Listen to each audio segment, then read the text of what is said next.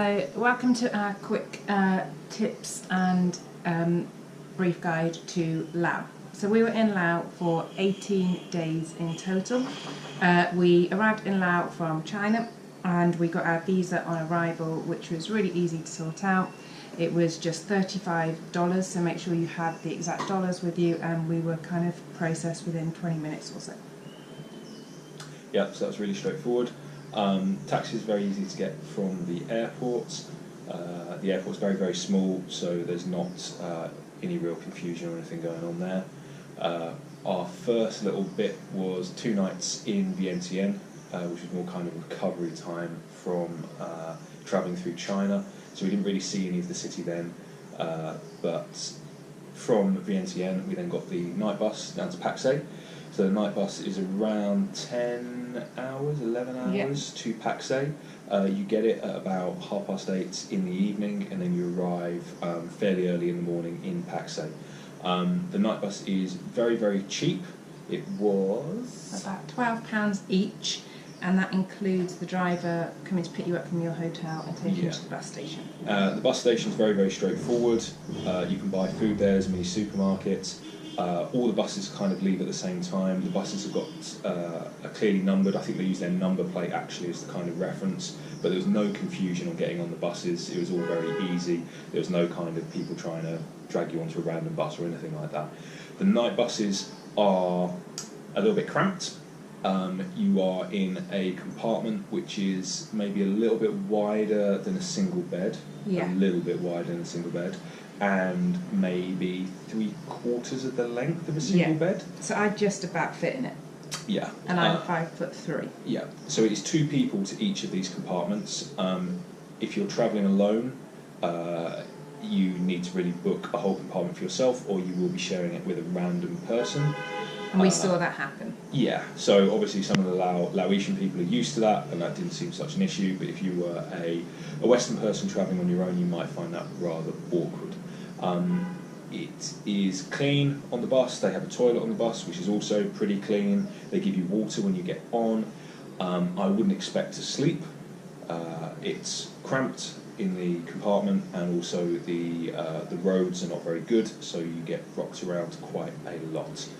Having said that, some people the locals did seem to just fall asleep straight away, so maybe it's just us. They turned up in their pyjamas and stuff, Yeah. but I would make sure you eat before, because there's no snacks on the bus, but they give you out water and they give you out a little wipe in the morning. So when you arrive in Pakse, people just kind of jump onto the bus, offering you taxi here, tuk-tuk there. You do not, unless you've got a really heavy bag, need a tuk-tuk into the centre, because the bus station is literally on the outskirts of the centre. You go out of the bus station, you turn left, and you're pretty much on the main road, which leads you into Pakse. So we got off the bus and we just grabbed a coffee at the bus station to work out what we wanted to do, and got a tuk-tuk to our hotel, which I will link below. It's really, really nice. It's slightly out of the centre, but it was really affordable and really peaceful. Yeah. So Pakse doesn't have a huge amount to do in the actual city itself. There is a market, it's on the Mekong, so you can go and see that. There are a number of temples, but none of them are sort of particularly old or special, but they're quite interesting. There are a lot of very good restaurants in Pakse, lots and lots of little hotels, hostels that are catering to Western tourists, plenty of places to get your laundry done, buy, supermarket food, all those kind of things. So it's a nice place to be, but not somewhere that you need to kind of go and just spend all your time. So Pakse is typically used as a base to go to either Phou, which is the temple complex down in that area. To get to Phou, we had to take a minibus followed by a canoe across the Mekong, which was really cool, and then a tuk-tuk for about another 30 minutes. Phou is absolutely worth doing. It is a UNESCO World Heritage Site. However, when we went there in the low season, we were basically the only people there. So it does get a lot more popular in the high season, and also if there's a festival on or something, there will be lots and lots of people there. But it's absolutely worth doing. The journey itself to it was quite good fun, especially getting the canoe across the Mekong. And the way the tour's set up, you get picked up by almost like a private bus. So it's various people just getting on and telling the drivers where they want to get off, so it's quite a long-winded way of doing it. The canoe was just the two of us, and the tuk-tuk was just the two of us, so you're not stuck on this big package tour and kind of whisked around that way. And it's the Pakse travel company that seems to organise all of the tours. I had a look in various restaurants and what other hostels are offering, and the price is always about the same, or at least it's advertised to be about the same. Yeah. It looks, in Pakse, there are both tour operating companies that are on the high street, but also all the bars, restaurants have big signs up offering tours. They're basically just selling the tickets that all go through a kind of central tour company. So have a look at the different prices. They all seem pretty much the same to us, and they're all relatively cheap anyway. The other thing that people tend to do if they're in Pakse is to go on the Bolbian Plateau tour. This is another one of these kind of private minibus pickups that then take you to various points as you're going around on this tour. It is a whole day. It's supposed to be a kind of more cultural experience. We were there in the low season, and it felt like a lot of the places that we visited were kind of not really as open as they normally would be, and consequently I don't think we got quite the same experience as we would do if we were there in the high season. No, the waterfalls were amazing, the scenery was beautiful, but it's a long day of driving around in a really crammed minibus. Yeah. As in we were sat in the front with the driver, so it shows how full it was. And again, both those tours were about £15 each. Yeah. So it's quite good value for what you get, but you don't get your lunch in that. You get water. And there's no guide, so there's no information. That part of Laos has got coffee plantations, tea plantations, so they take you to a coffee plantation, which was basically a coffee shop with some coffee roasting going on. So it was interesting, but there was no real information about what was going on. Perfectly pleasant, and the coffee was very cheap, so it was nice, but it wasn't like, oh my god, this is amazing. We then went to the waterfall sites, which again were really interesting, but there was no information.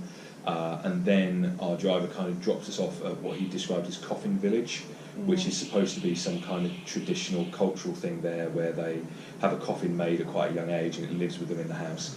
There were a couple of like stone coffins underneath the houses, but there was no information going on, and basically we were dropped in what was clearly quite a poor area to kind of just wander around some people's houses. It felt really, really uncomfortable, and it's not something that we felt comfortable with, so we basically just walked to the collection point, which was down the road, and just hung out by the minibus. Hung out with some kids. Yeah, which was fine. But again, I think it's the reality of a lot of these cultural tours is that there is an awkwardness to it, in that it feels slightly exploitative, and it doesn't feel like the locals have really kind of understood like the kind of tourist opportunity that there is.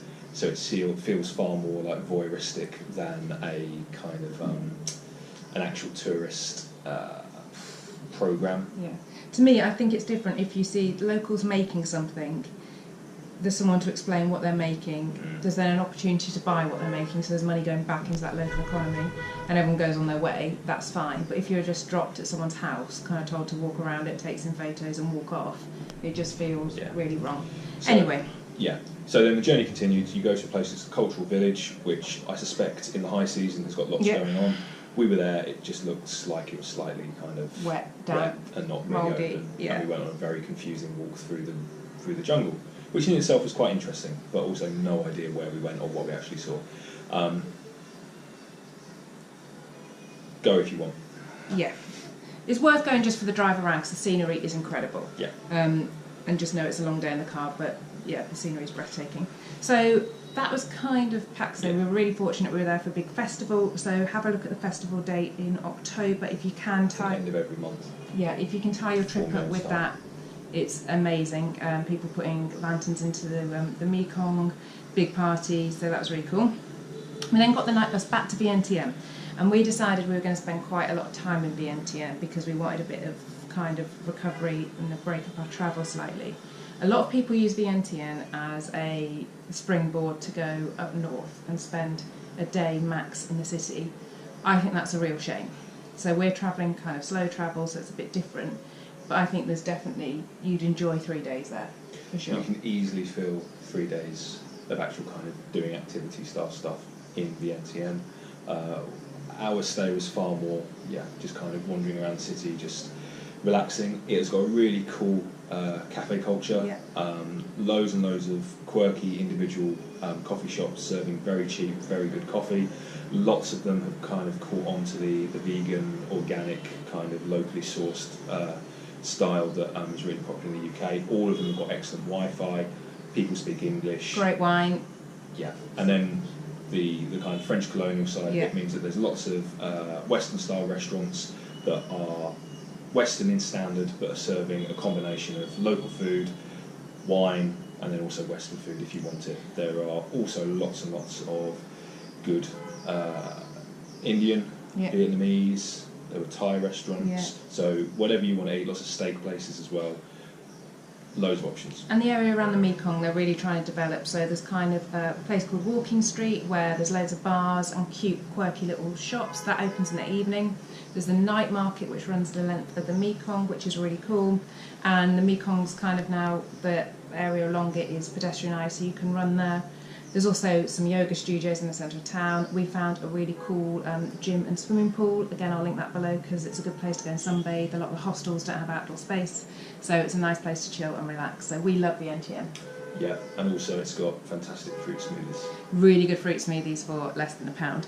So we've kind of talked a bit about food, but if you're vegan or vegetarian and going to Laos, you will be fine. Loads of blogs out there say it's hard. It's super easy. You just specify no egg, no fish sauce, and they get it, they understand it. And don't be afraid to change the menu because they'll do it anywhere. Yeah. So we found a lot of places at breakfast, you can get fruit platter, they will do baguettes, and they'll put whatever you want in the baguette.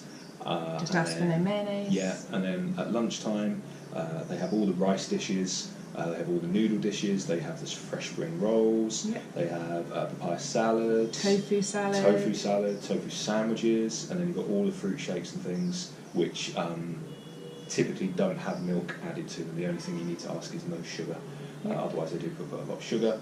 And then because of, they have actual vegan, vegetarian restaurants, but then if you go to most of the local restaurants, or the they Vietnamese. will also, or the Vietnamese or the Indian, they will cater perfectly well for vegan. And everyone seemed to understand no fish sauce. The other thing is desserts. Look out for mango sticky rice. Ask for it without cream. Some of them serve it with cream on the side, or some serve with cream on top, so just no cream, and it is insanely good. Even in the night market, they have a coconut ice cream stall, which, if you would like, you can try the durian flavour, which does not come recommended. It tastes of feet. It's an unusual flavour, but that means that you can go and get cheap coconut ice cream even in Laos. And then the last thing to finish with is budget. Laos is super cheap, as in you can get a baguette for 70p, you can get a smoothie for less than £1. We found a Buddhist all-you-can-eat buffet, which was starter, main, dessert, drinks for £3 each. If you eat on the street, you can eat really cheap. If you want to go for a nicer meal, it might cost you £7. Yep. If that includes an alcoholic drink. Or you can completely blow the budget. There's some really smart restaurants as well. And booze is super cheap. Yeah, so a small bottle of Lao beer was 10,000 kip, which is basically £1. And then we were finding there were shops, restaurants doing gin and tonics for basically £1.50. Just go to the small little local places, because they're all perfectly clean. The people there do speak enough English that you can order what you want, and the food is really good. And the prices really suddenly start to shoot up the minute you go to like a Western restaurant. And they just charge you unnecessarily. So we loved Laos in total, and I would like to go back and go to the north. It was interesting being more in the south and spending time at Vientiane because you were kind of off the tourist track a little bit more. Whereas everyone was kind of going up north. I would definitely go back. Chris, would you go back? I probably would, just to have a little bit more look around and explore some more parts of it. Yeah. Okay. So advice is, hit up Lao. Get Lao. Go to Lao. Yay!